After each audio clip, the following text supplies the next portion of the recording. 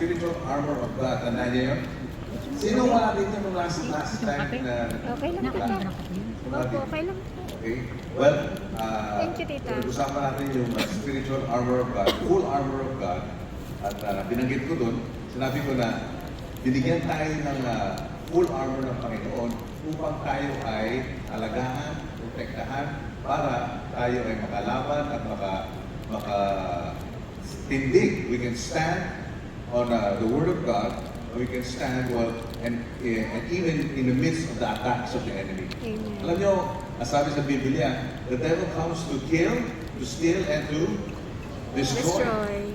Kasi talagang galit na galit siya sa ating mga believers, sa ating mga mananampalataya. And he wants us to be, even if he cannot stop us from going to heaven, he can stop us from walking according to the plans of God. Amen? Kaya that's why kailangan tayo ay mas marunong sa salita ng Diyos at marunong tayong lumaban. Amen. Amen?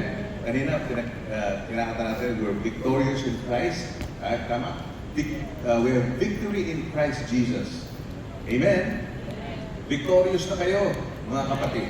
Amen. So we are fighting from a standpoint of victory, and God, Jesus has already won the victory for us. Hallelujah. And so today we're going to continue.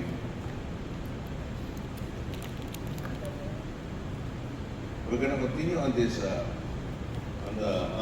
teaching.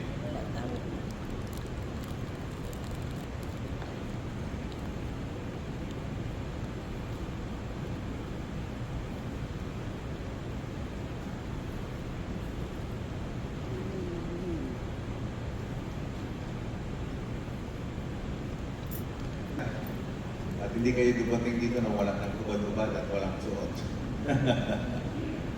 At lahat tayo may sinusuot, at lahat tayo may nung umuulan tayo naka-jacket, pag malamig tayo naka-jacket, pag hindi naman, hindi natin kailangan. So we need those kinds of garments, those kinds of things for us to be able to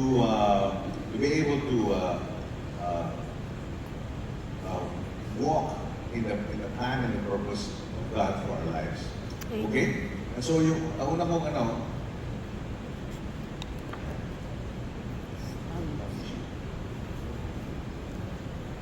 sinabi ko nung last time, yung pinag-usapan natin yung dalawang kagamitan na binigay sa atin ng Panginoon. Number one, Belt of truth. sino nakakatanda ng number one? Belt of truth. Belt of truth. Yan. The loin belt of truth. Ibig sabihin yan po ay